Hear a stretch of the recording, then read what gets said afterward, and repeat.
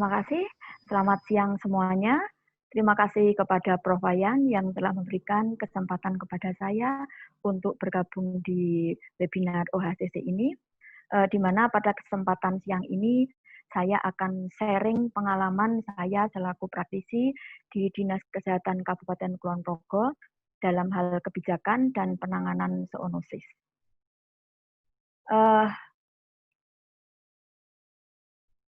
Dalam penanggulangan atau pengendalian zoonosis di Kulon Progo kami melaksanakan 2 fokus. Yang pertama adalah pendekatannya adalah dengan pendekatan One Health, di mana kami bersama-sama dengan institusi dan lembaga yang ada di Kulon Progo, baik di bidang kesehatan manusia, di bidang kesehatan hewan, maupun di kesehatan lingkungan. Meskipun tadi seperti disampaikan Dr. Citra, memang di sini ada beberapa kendala di dalam komunikasi atau koordinasi di dalam kesehatan lingkungannya dalam hal ini yang memang berpotensi mendukung terjadinya penularan penyakit zoonosis. Kebetulan di Kabupaten Kulon Progo kami bersama-sama Dinas Peternakan komunikasi cukup bagus sejak adanya kasus avian influenza dengan adanya pelatihan sebelumnya sampai saat ini Komun Hewan di Kulon Progo ini ada Balai Besar Veteriner yang merupakan laboratorium miliknya Kementerian Pertanian. Sedangkan di bidang kesehatan kami juga selain memberikan penguatan kepada teman-teman kami yang ada di ujung tombak di sana, yaitu di Puskesmas, kami juga melibatkan semua rumah sakit yang ada di Kulon Progo, baik pemerintah maupun swasta. Juga kami karena dekat dengan UGM, kami juga selalu minta bantuan dari teman-teman di FK maupun di FKH. Kemudian dalam pelaksanaannya kami tadi saya sampaikan adalah dalam penguatan kapasitas dan peningkatan kemampuan, di mana di dalam pengendalian penyakit menular kami mengedepankan apa yang disebut sebagai bagaimana pencegahan, prevent, bagaimana mendeteksi, kemudian bagaimana memberikan informasi, dan bagaimana melakukan respon seperti tadi disampaikan oleh Dr. Citra, dan juga kita Dinas Kesehatan itu juga memberikan fasilitasi dan fasilitas yang memang dimungkinkan bagi Pemda Kulon Progo untuk menyelesaikan, membantu pelaksanaan pengendalian penyakit menular, termasuk dalamnya adalah zoonosis. Nah, sebenarnya khusus untuk pengendalian penyakit menular, khususnya zoonosis ini, sudah banyak sekali aturan-aturan yang dibuat oleh pemerintah. Kami mencatat ada yang berhubungan dengan pengendalian penyakit menular termasuk dalam zoonosis itu ada 20 undang-undang, ada 2 Perpres, 8 Permenkes, 13 Permentan, 3 dari LHK, 1 dari Menhan, 6 dari Kemenkes, dan seterusnya. Jadi sebenarnya sudah cukup banyak yang bisa digunakan di dalam pelaksanaan di lapangan untuk pengendalian ini. Namun kami mengakui juga bahwa di dalam pelaksanaannya masih banyak kendala-kendala yang nanti mungkin akan saya sampaikan di belakang. Kami sampaikan beberapa poin penting saja dalam hal dasar hukum ini, antara lain memang ada undang-undang wabah yang memang belum dirubah sejak tahun 1984, jadi ini undang-undangnya sudah cukup lama. Kemudian undang-undang kesehatan yang terbaru tahun 2009, kemudian juga yang sudah terbaru ini adalah Undang-Undang Nomor 6 tahun 1918 tentang karantina kesehatan yang menggantikan 2 undang-undang sebelumnya, yaitu karantina laut dan karantina udara. Kemudian kami juga sedikit terganggu dengan hal ini yang berhubungan adalah pembubaran Komisi Nasional Pengendalian Zoonosis yang dibubarkan melalui Peraturan Presiden Nomor 116 2016. Dan sampai saat ini masih menjadikan kendala kami. Kemudian kami juga mengacu dalam pelaksanaannya adalah pada PP 38 2007 tentang pembagian urusan pemerintah antara pemerintah pusat dan pemerintah daerah. Kalau kita melihat dari internal kami di kesehatan, ini juga sudah banyak, tadi sudah sampaikan ada 8 Permenkes, kemudian 6 Kemenkes, Kepala Badan Kesehatan ada 2, dan seterusnya. Ini yang kami tonjolkan di sini adalah tentang salah satunya adalah Peraturan Menteri Kesehatan 1501 tentang jenis penyakit menular tertentu yang dapat menimbulkan wabah dan upaya penanggulangannya. Dan di tahun 2020 ini sudah ditambahkan satu penyakit lagi, yaitu tentang COVID-19. Kemudian juga sudah ada tadi Peraturan Menteri Kesehatan nomor 45 tentang surveillance kesehatan, tadi sudah disampaikan oleh Dr. Citra. Kemudian juga sudah ada Kemenkes tentang penetapan rumah sakit rujukan nasional, dan pada COVID ini sudah ditambah dengan rumah sakit baru di 2020, baik yang diusulkan atau ditetapkan oleh nasional maupun oleh daerah. Kemudian salah satu surat edaran ini juga banyak dikeluarkan oleh Menteri Kesehatan dekatnya dengan zoonosis. Ada beberapa penyakit yang di sini saya munculkan ada tentang Ebola, namun penyakit yang lain juga sudah ada, termasuk dalamnya adalah SARS, MERS-CoV, dan sebagainya. Untuk Kementerian Pertanian juga sudah banyak yang sangat mendukung sehingga membantu kami dalam pelaksanaan di lapangan. Namun kami juga melihat dari non-kesehatan maupun non-Kementerian Pertanian itu ada juga kebijakan dari lintas sektor, antara lain adalah dari BNPB tentang sistem komando penanganan bencana, di mana saat ini dari Kementerian Kesehatan sudah menetapkan bahwa salah satu standar pelayanan minimal untuk penanggulangan KLB atau bencana non-alam ini tidak lagi ada di kesehatan, tetapi ada di Badan Penanggulangan Bencana Daerah. Ini cukup bagus ke depannya. Kemudian juga ada surat edaran Mendagri tahun 2013 tentang percepatan pengendalian zoonosis di daerah, ini sudah ada, dan juga lintas sektor dari Kementerian Pertahanan ini juga sudah membuat peraturan tentang pelibatan satuan kesehatan di Kementerian Pertahanan dan TNI dalam penanggulangan bencana. Sedangkan di DIY sendiri, ini sudah ada peraturan Gubernur DIY 71/2014 tentang Komisi Provinsi Penanggulangan Zoonosis, dan sampai saat ini masih berlaku dan masih digunakan untuk semua kabupaten yang ada di DIY. Nah, ini adalah salah satu upaya yang sudah kami laksanakan. Tadi saya sudah menyampaikan bahwa di Kulon Progo tahun 2017 cukup terkejut kami mendapatkan situasi kejadian luar biasa antraks, di mana tadi kami kedepankan pendekatannya adalah One Health dan juga lintas sektor. Di sini tahun 2017 kami dengan cepat bisa menyelesaikan dan menghentikan KLB antraks, di mana kami melibatkan di semua level terlibat di dalamnya, mulai dari yang kabupaten, di kabupaten ini dari pelayanan kesehatan, ini yang saya munculkan yang dari sektor kesehatan ya, termasuk di dalamnya dalam pelaksanaannya juga adalah lintas sektor di pertanian atau peternakan.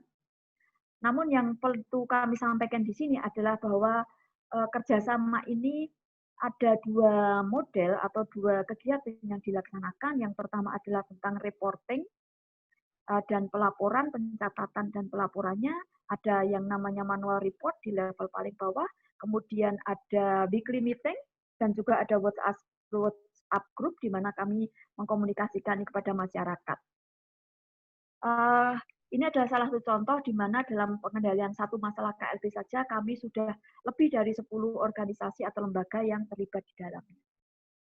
Kemudian salah satu yang setelah hasil evaluasi kami, kalau kami bilang ini sebuah keberhasilan adalah kami memang strategi 3C, ya, Cooperation, Coordination, and Collaboration ini sangat bisa kami implementasikan sejak awal kami mengetahui adanya kasus antraks. Jadi sejak awal kami melakukan koordinasi mulai dari level paling bawah, yaitu di level desa dan juga kecamatan. Kemudian juga kami di level kabupaten, ini juga dengan Dinas Pertanian, dan di kecamatan adalah puskesmas maupun pos keswan. Kemudian kami juga dalam melaksanakan semua kegiatan, mulai dari penentuan apakah ini antrak atau bukan, apakah ini KLB atau bukan, dan bagaimana upaya penanggulangannya, kami adalah selalu sharing kemampuan, sharing pendapat dari semua lintas sektor yang tadi sudah saya sebutkan ada di Kulon Progo dan sekitarnya. Kemudian yang terakhir ini adalah di dalam penanggulangan, kami selalu berkolaborasi mulai dari yang pertama adalah melibatkan masyarakat. Sejak awal Bapak Bupati sudah sepakat dengan kami bahwa masyarakat harus diberitahu informasi yang sebenarnya dan diberitahu apa yang harus mereka lakukan. Jadi yang pertama kita depankan adalah masyarakat ini disiapkan untuk mampu menyelesaikan masalahnya bersama-sama dengan kami yang ada di kabupaten maupun yang ada di puskesmas dan lintas sektor. Jadi strategi ini yang kami anggap berhasil mengendalikan antraks yang di Kulon Progo sehingga puji Tuhan sampai saat ini semoga tidak ada lagi nanti antraks yang ada di Kulon Progo. Ini adalah tadi Prof. Ayan menyampaikan tentang COVID ya. COVID di Kulon Progo kami mengedepankan pengendaliannya itu adalah dengan community empowering. Jadi pemberdayaan masyarakat itu adalah kekuatan yang ada di Kulon Progo, di mana Kulon Progo ini kami menilai adalah masyarakatnya masih deso, ya, masih deso artinya mereka masih mau untuk diarahkan, kemudian mau terlibat langsung di dalam upaya pengendalian. Nah, ini bisa dilihat dari kasus COVID-19 yang ada di DIY, di mana kasus ODP di Kulon Progo cukup tinggi dibandingkan di urutan kedua, setelah Sleman. Namun di dalam kasus positifnya, itu kami berhasil menekan sehingga kami berada di urutan paling bawah. Jadi hanya dengan 10 kasus dan tidak terjadi penularan setelah ada kasus yang memang kami temukan bahwa itu adalah imported case. Kemudian sampai saat ini kami juga selalu menginformasikan kepada masyarakat seperti yang lainnya situasi kami setiap hari melalui website yang ada di Pemda, di mana posisi kami saat ini hari ini dari 10 yang dirawat itu 9 sudah sembuh dan tinggal 1 dirawat. Kemudian tidak ada kasus meninggal dari pasien positif. Nah, target dari community empowering ini adalah bagaimana dari masyarakat itu melakukan surveillance migrasi. Mereka melakukan pencatatan dan pengawasan mulai dari pelaku perjalanan. Masyarakat melaporkan sudah ada sekitar 6.058 pelaku perjalanan sejak pertengahan Maret. Nah, ini memang tadi saya katakan Kulon Progo relatif deso. Dibandingkan dengan kabupaten yang lain mungkin tidak terlalu banyak pelaku perjalanannya, tapi bagaimana dari pelaku perjalanan ini gugus tugas desa melakukan identifikasi dan melakukan karantina secara mandiri dan diutamakan karantina ini adalah di keluarga. Jadi di Kulon Progo kami menginformasikan dan melatih masyarakat bagaimana mereka mampu melakukan isolasi mandiri atau karantina mandiri di rumah. Kalau di rumah tidak memungkinkan, baru mereka kita siapkan di shelter desa. Di 88 desa yang ada di Kulon Progo melaporkan ada 345 shelter yang dikelola oleh desa.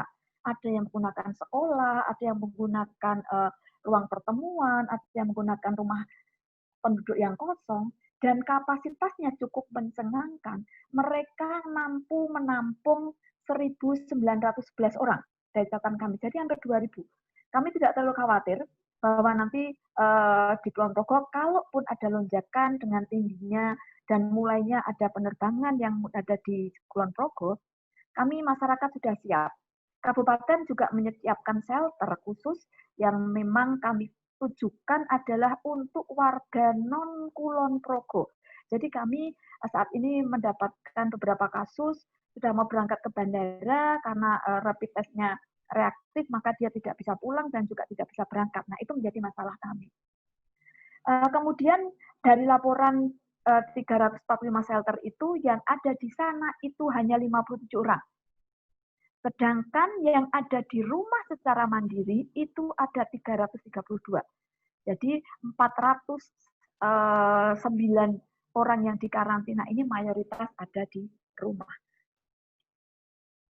Nah, kami kembali ke pengendalian penyakit menular termasuk zoonosis, kami mengidentifikasi ada 5 kendala di dalam pelaksanaan pengendalian zoonosis ini. Yang pertama adalah adanya kewenangan yang tidak sama antar lembaga vertikal maupun otonom.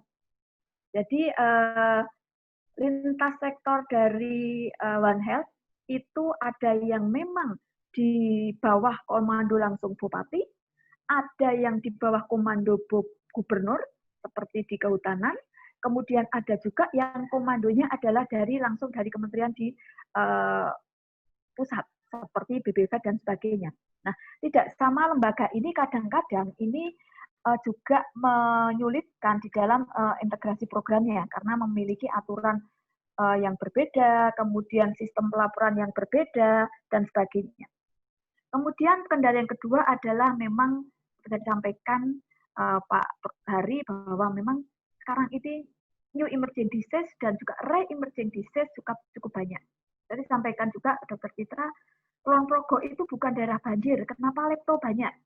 Ya, lepto banyak, re-emerging disease itu banyak. Padahal di pedoman Kementerian Kesehatan di sana adalah daerah banjir di pedomannya. Setelah kami kerjasama dengan teman-teman dari Balai Penelitian Penyakit Vektor di Salatiga, ternyata memang di Kulon Progo itu sumber penularnya adalah tikus hutan, bukan tikus rumah. Nah, ini cukup menarik bagi kami. Kemudian kendala yang ketiga adalah zoonosis ini belum menjadi prioritas program dan belum masuk di dalam RPJM, baik nasional maupun di provinsi maupun di kabupaten, sehingga dengan belum masuk prioritas nasional, otomatis pembiayaannya juga belum menjadi prioritas. Dan yang keempat adalah memang ketersediaan sumber daya manusia, khususnya adalah epidemiolog kesehatan. Nah, dengan COVID ini, Bapak dan Ibu sering mendengar kajian epidemiologi yang dilakukan oleh ahli epidemiologi. Siapakah epidemiolog kesehatan itu? Nah, ternyata kami melihat dari sudut profesi, karena kebetulan saya juga ketua PAEI, bahwa memang itu masih kurang. Khususnya adalah petugas epidemiolog kesehatan yang ada di frontliner, yang memang terampil.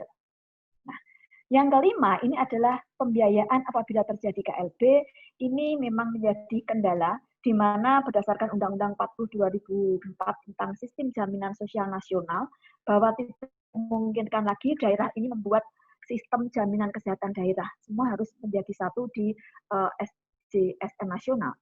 Kemudian dalam perpresnya, tahun 2013 tentang jaminan kesehatan, di sana jelas dinyatakan bahwa apabila terjadi KLB atau bencana, maka BPJS tidak akan membiayai dan semuanya dibebankan kepada pemerintah daerah maupun pusat. Namun kami juga ada jalan keluarnya, di mana dalam Permendagri 2001-2011 dan SE Mendagri tahun 2013 ini tentang bagaimana APBD bisa menggunakan biaya tak terduga melalui penetapan KLB atau tanggap darurat bencana. Penetapan KLB atau tanggap darurat bencana ini juga bukan masalah sederhana. Kasus-kasus yang terjadi itu kadang-kadang tidak berani pemerintah daerah menetapkan sebagai KLB karena masih belum samanya persepsi bahwa KLB itu adalah kegagalan sebuah program. Apa yang menjadi tantangan dalam kebijakan kami ke depan adalah tentang integrated system. Tadi kami sudah sampaikan, di dalam penanggulangan pengendalian penyakit menular adalah bagaimana kemampuan kita untuk mendeteksi, bagaimana melakukan respon, dan bagaimana melakukan pencegahan. Kalau dalam bahasanya bencana adalah bagaimana kita menyiapkan dalam suasana pra-bencana, bagaimana melakukan tindakan saat bencana, dan bagaimana adalah pasca bencana. Nah, integrated system, sistem yang terpadu ini yang saat ini belum terbentuk dengan baik. Saat ini memang sudah jalan koordinasi antar lintas sektor, tetapi belum tersistem dengan bagus. Tantangan berikutnya adalah apa yang disebut sebagai infodemic, ya, infodemic tentang hoax. Bagaimana komunikasi resiko itu menjadi keterampilan yang harus ditingkatkan di level dinas kesehatan maupun di level puskesmas, bahwa menyampaikan fakta itu saat ini tidak semudah melawan atau masuknya hoax atau informasi yang tidak benar. Kemudian tantangan berikutnya adalah tentang vaksin. Ya, vaksin ternyata adalah salah satu upaya yang memang mampu nanti menyelesaikan masalah penyakit menular. Seperti saat ini kita dengan new model life itu adalah dengan menunggu vaksin. Nah, saya kira itu yang bisa kami sharingkan apa pengalaman kami. Sekali lagi, keberhasilan di dalam penanggulangan masalah penyakit khususnya zoonosis adalah cooperation, coordination, dan collaboration. Terima kasih waktu saya kembalikan ke